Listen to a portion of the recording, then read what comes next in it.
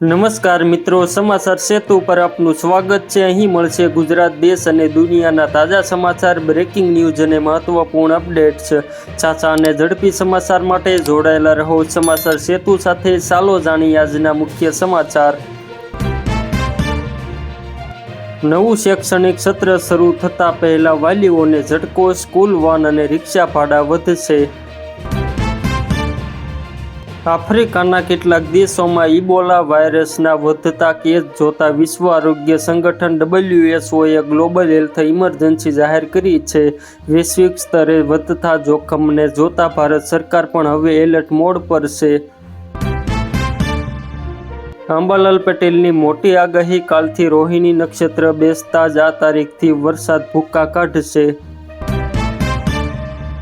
NEET paper leak મામલે રાહુલ ગાંધીના કેન્દ્ર સરકાર શિક્ષણ મંત્રી પર તીખા પ્રહારો, કહ્યું સરકાર જવાબ આપવાના બદલે બચાવ કરવામાં લાગી।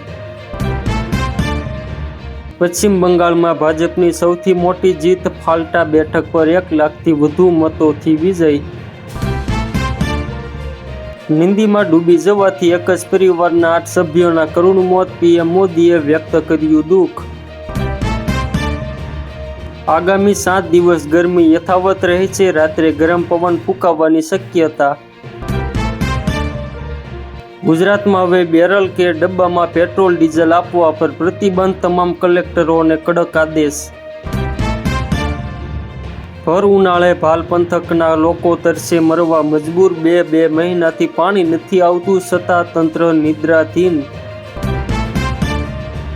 ગુજરાત મુંબઈના વેપારીઓને ટાર્ગેટ કરતી ઠગ ગેંગ ઝડપાઈ, આંગડિયા પેઢીના નામે કરોડોની છેતરપિંડી।